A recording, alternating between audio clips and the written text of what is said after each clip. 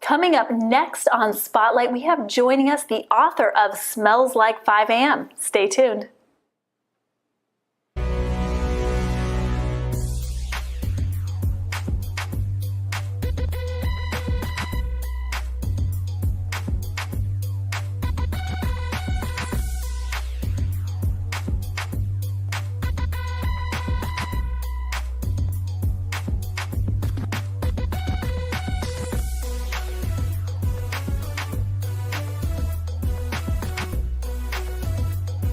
Welcome to Spotlight. I'm Allison H. Larson, and today joining me, I'm privileged to have Dr. Marlena, the author of Smells Like 5 a.m. in studio. So Dr. Marlena, what does Smells Like 5 a.m. mean? Well, it's more than just a catchy phrase. It's actually a mindset. It's the mindset that pulled me literally back from the dead. So take us through your journey, because you're sitting in front of me now. You look healthy, you look full of energy. So what happened? What brought you back from the dead? Well, it started out, I was 39 years old, and my nest was starting to empty. So my kids were leaving, and my husband was doing his own thing, and I found myself with that void, feeling kind of empty. So I started eating, what most people do. And my weight started doing this. And then I thought, well, no, I'm not going to do that. How about, I have another baby. And then little problem with that is 7 years before I had a tubal. Mm-hmm. And so, but the reproductive doctor said I was a prime candidate for reversal. But, that but came. I needed to lose 75 to 100 pounds. Wow. So my quick fix, in this instant world, my quick fix was to have the gastric bypass. So from the time I went in for the consultation to the time I was on the operating table was 6 weeks. Wow. So the time that you went in for the consultation about the baby? About the gastric bypass. I got the green light on the baby, but I had to lose the weight. So I started focusing on that. And I wanted a quick fix because I figured I could have this baby within a year. Yeah. So I have the bypass, drop the weight, then have this baby. And I still be, 41. Right. And still young. But the problem was I went in for the surgery and woke up 10 weeks later and found out I had been on life support. What? Yes. So you went in for the surgery, yes, just expecting a routine? Routine, 3 days in and out, surgery, yes. And you wake up 10 weeks later? 10 weeks later. Not only just waking up, I'm actually on a ventilator. So when you're waking up, do you think you're waking up from the surgery? Yes, because the nurse comes in and she's like, your name, where you are. And she says, what's the date? Well, my surgery had been on the 29th of the month. And I thought, well, maybe I slept all day. So I said, well, the 29th, 30th. And whatever 10 weeks later, she says. And I remember going, and I didn't hear anything. And I was like, wait a minute, I didn't hear my what? But what I heard was the machine. And then I was, NG tube, I was on the respirator, tubes everywhere. And I was like, oh my God, what happened? And what I found out is that I had sepsis. And so I'm truly a sepsis survivor. So, and explain to me what sepsis is, or for those people that are listening that might not know what sepsis is. It's like a really bad blood infection. Mm-hmm. And so, whenever you have this bad of a infection, you have the little brown bag over your penicillin, kind of thing. It was so bad, my organs started shutting down. Oh my goodness. So the bypass got reversed. Mm-hmm. I ended up having losing half of my stomach and and a foot of intestines, and kidney failure, liver problems. Needless to say, I was jacked up. So how close were you to death? How close? I died twice on the operating table. Wow. I actually went back a few years later and saw read the medical records and saw in there where they turned up the volume to zap me. Clear. Right. Twice because I had flatline. So why do you think you didn't die on that table? Because my purpose hadn't been served. God left me here for a reason. Short story, there were 3 of us went in for the surgery, and I know that because when you do the gastric bypass, you have to go to the educational piece of it, and we went together. We had our surgeries that week. A surgeon had never had a fatality.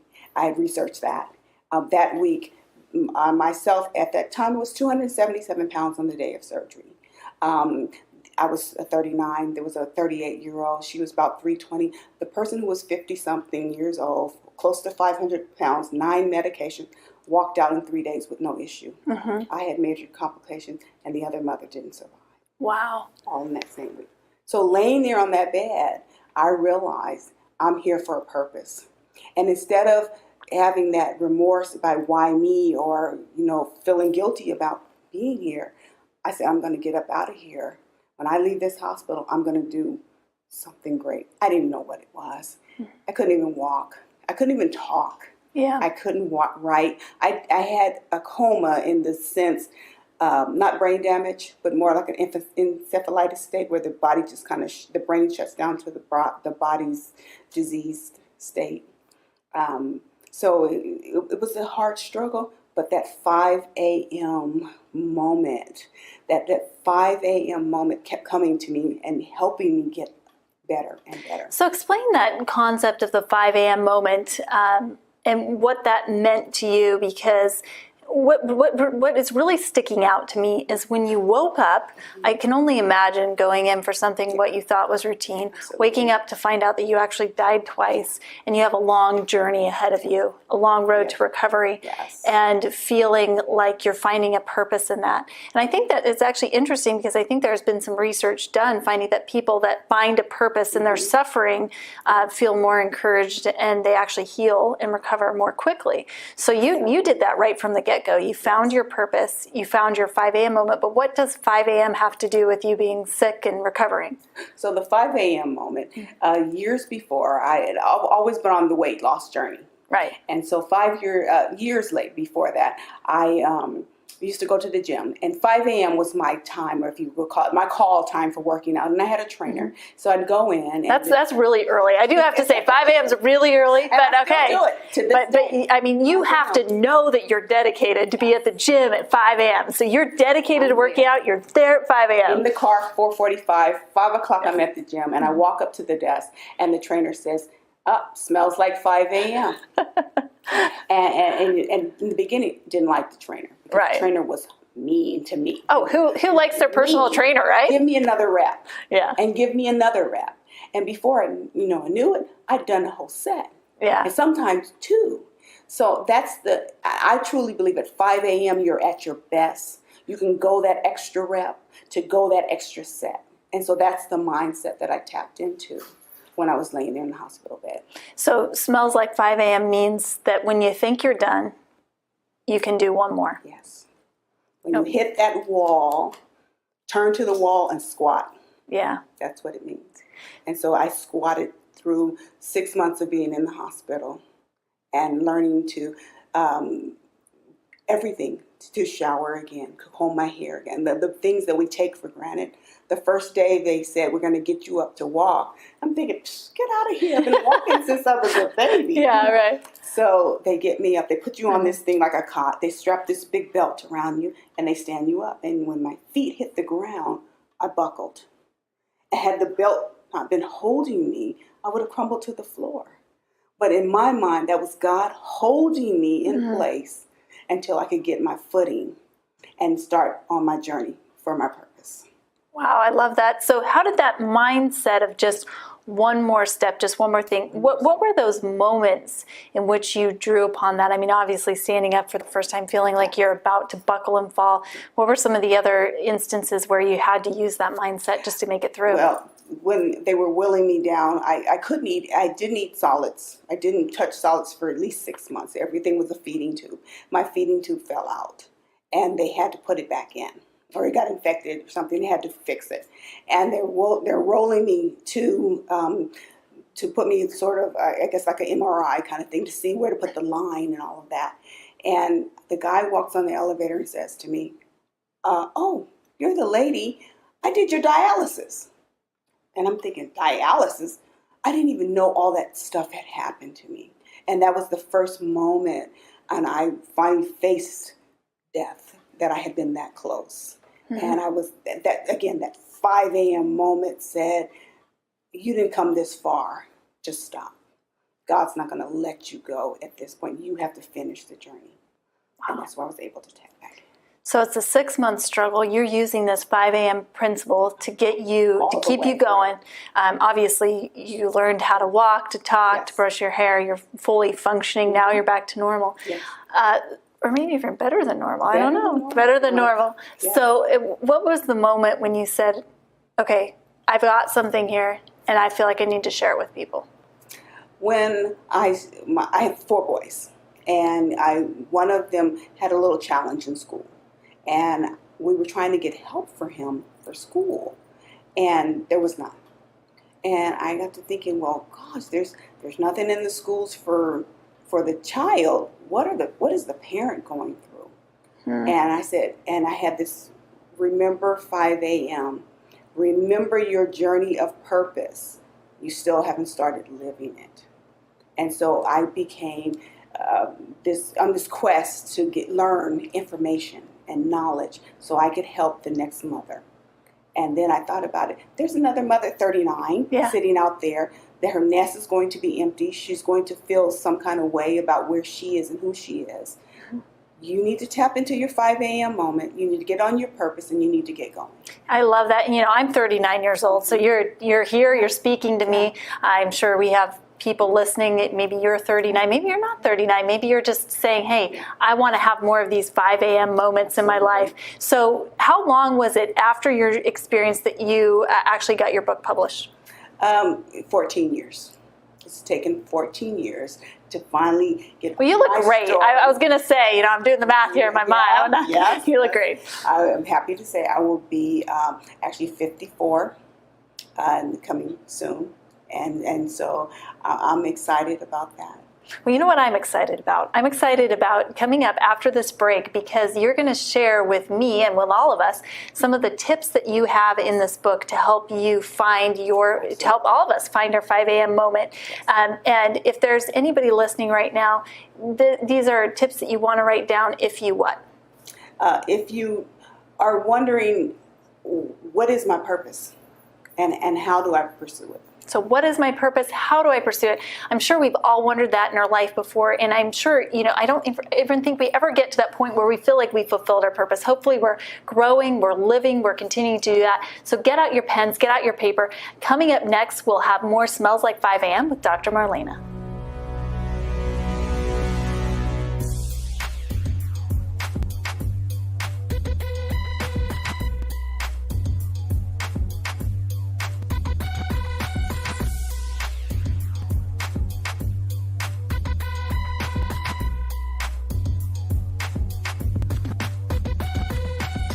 Welcome back to Spotlight. I'm Allison H. Larson, and joining me today is Dr. Marlena. If you're just joining us, Dr. Marlena, you've shared your journey with us of how you had a near-death experience going in for a routine gastric bypass surgery, waking up 10 weeks later, finding out you died 2 times on the table, and then having this really struggle to get back on your feet. You had to learn things like how to walk, how to brush your hair, how to talk again. And what got you through all of this was this concept of smells like 5 a.m., this 5 a.m. moment that kept you going, this mindset that you can do one more set, you can do one more rep that you learned from your trainer a while ago. So you actually decided to write a book about this. Absolutely. 14 years in the making. 14 years in the making. But here it is, and it's now available. And what do you talk about in your book? Because, and here's where maybe it gets a little personal for me. I'm 39 years old. My kids are leaving the nest. And you talked about how that was what triggered you to get this gastric bypass surgery. You wanted to have another child. So what would you give? What would a tip that you would give for somebody like me that's wanting to find her purpose in life? Well, on the identity part, because losing my identity, because whether we want to confess to it or not, we identify by being a mother or the director at work or the wife. Right. So our identity. So when those things are stripped away, then you will question, who am I? You know. So the first tip is we always think about the great ones, the great people who do the great things. Well, we have to think of ourselves as that great person. Oh, that's interesting. So, like, I think of great people, I'm thinking of like Oprah. You know, Oprah's just this great person, and she's in a totally different category as I am. So you're saying that I should put myself in the same category. Absolutely. You are a great person. So I am a great person. So that's the first. part of the tip. So the great person comes from having that entrepreneurial spirit, and taking a widget, for example, taking that widget all apart, putting that widget back together, and with a little tweak to it, a little twist to it. And it's the same widget, but now it's improved, and it can help someone maybe do something differently or better. So we have those minds. That's who we are. We are that great person. We don't have to really look outside to figure out, who we are, because we have it in here. And by tapping into our purpose and aligning to our purpose, we start to figure that out. So how do you look within to find that greatness? How did you do that? Well, for me, I had to. Ecclesiastes says it's a season for everything. So I didn't know or understand or even know why or how, but I had this feeling in my soul, in my spirit, that there was something more that I should be doing. For me. And lean in. I say lean into that feeling, right? Yeah. And explore it. And allow time and God to drive you toward whatever that feeling is taking you toward. Be open to it. That's the second tip. Be open to whatever. Right. Well, and I think that can be hard sometimes, because I think a lot of the times we feel like we should be content, we should be happy with what we have, we should be grateful, and I think all of those things are true. But what's always bothered me is when people say, well, I'm just happy with my life the way it is, and yet I'm feeling this drive of like, I have something greater to do, I have something more to offer the world, but yet I'm feeling this pull like, well, shouldn't I just be happy with my life? I've got these 4 beautiful children, I'm living in a beautiful place, I have great clients. So what's the balance? How do you balance that out? Well, it's funny you say that, because I grew up in a time when we had manicured lawns and Friday night fish fries. Right. Football and drill team and cute boys. And, I married well the first time, and we traveled and we had a good life. But then I felt unfulfilled, got remarried, had the 4 sons, bought the home. So you would have thought by the time I'm 39, I would have been like content. But that feeling I just was talking about, knowing that there was something here pulling me into doing something else, I kind of squashed it down because I didn't want to feel selfish. Yeah, by doing I think that I love that you brought up the selfish thing, because I think that is a lot of women struggle with that. We feel absolutely selfish for pursuing our dreams. I don't know if this is a mindset that's just been around for a long time, or if this is just more of a feminine way of thinking, but women are really service oriented, and I think we get a lot of our pleasure from serving other people, but we have this mindset that it has to be the people in our home. Like if we're mothers, it has to be our children, or it has to be our spouse, or it has to be our parents. But really, we can serve other people as well, right? Not feel guilty about it. Not feel guilty about it. And that's part of also following your purpose, because you can be whole. You have to be whole inside yourself before you really service any, because if you're not 100%, you're not doing anyone else any justice. So there's nothing wrong with any of us women that are thinking, hey, I want to do more for the world. I want to serve outside the home. Absolutely. Nothing to feel guilty about. I love the second step that you brought up too, because you talk about being open to what? Open to whatever's possible. You're discovering what's possible for you. I like to use this example about a cookie. I make a really good cookie. It smells good. Everybody loves my cookie, but I won't go out and try and pursue making this cookie commercially, for example, because the shelf space is so limited. But it's okay, because maybe my cookie's not supposed to be on that shelf. Maybe it needs to be in a basket in the hospital for someone, or at the senior living facility for someone. But there's so many other avenues I can go out with my cookie, but I'm keeping it really limited to what I can see. That's where sort of a Dr. Marlena comes online with resource consultant, and say, hey, there's possibilities. Let's explore them together. So when you're being open and exploring those possibilities, part of that is letting go of the vision or idea that you may have in your mind, and just saying, I'm going to be open to what God has to plan for me. I really like that. Have you any success stories that you can share with us? Well, I am an entrepreneur. I have 4 barbershops. We had a movie location business, for example, and we started with 1 home and grew that to 36 homes. Wow. And then the industry and life and real estate happened, and that's gone. And then we then we moved into travel. So I do travel. So I keep it moving with a whole bunch of different things because I'm serving different communities of people.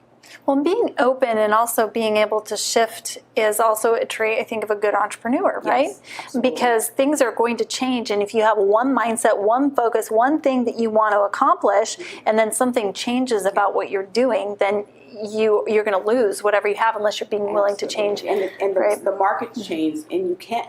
We had Bar and Grill, and we did great for 8 years, and then all of a sudden the area changed, and the consumer coming in changed. So, had to let that go and know that it's not a failure that we had to let it go. It was time that season was over. Many people don't understand that about seasons. So sometimes you're in the season of hard planting, then you have to till the soil and do all of that. Then you're in the season of when it's over, but you have to end for something new to start.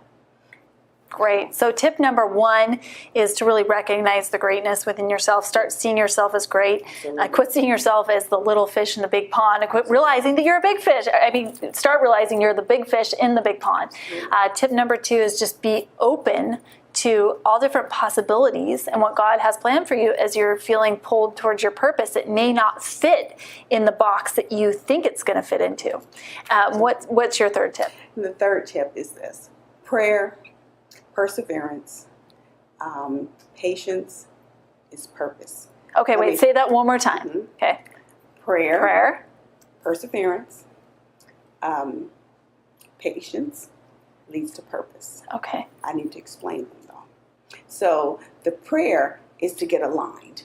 You have to get in alignment and hear what God is saying to you about that feeling you're getting. And I like to put it here because it's not a feeling or a thought you get here or a feeling you get in your heart. It's that if I don't do this burning feeling down deep here, something's going to happen. Yeah, it's like that gut check feeling. Yeah, I got to move this.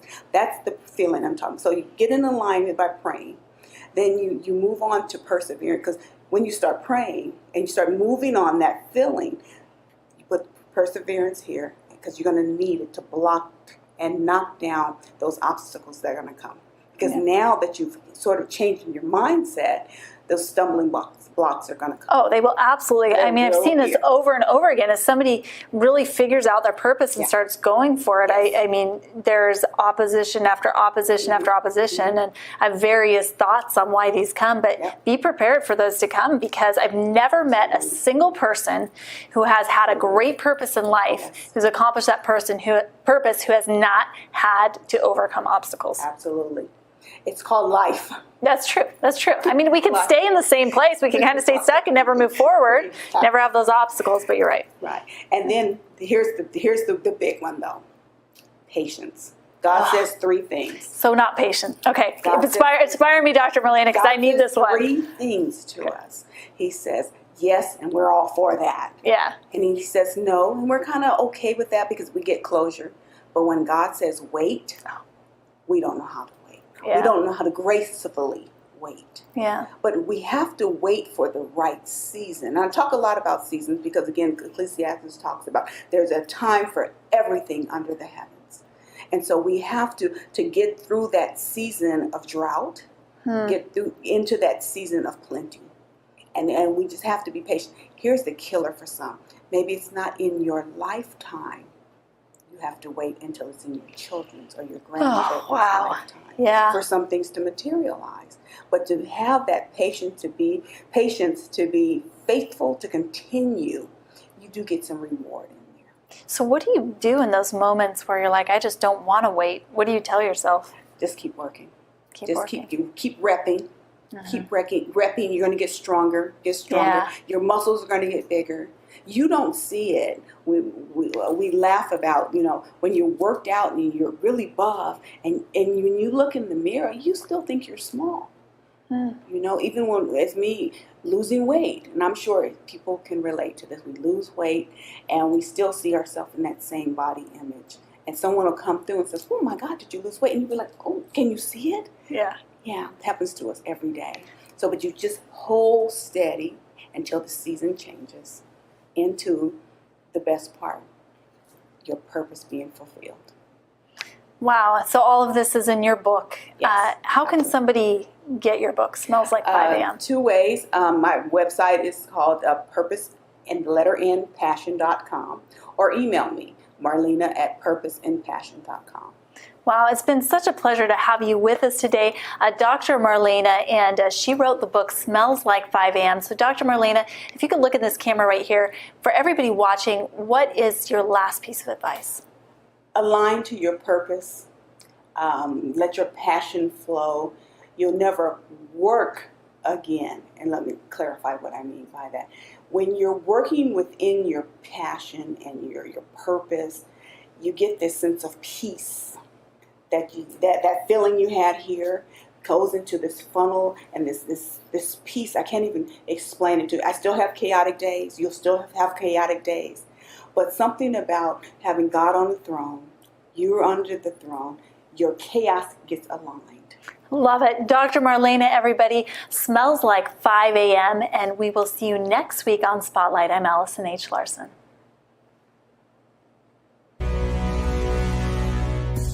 Thank you so much. That was really great. I loved that. I got goosebumps as you were talking to the camera. How did you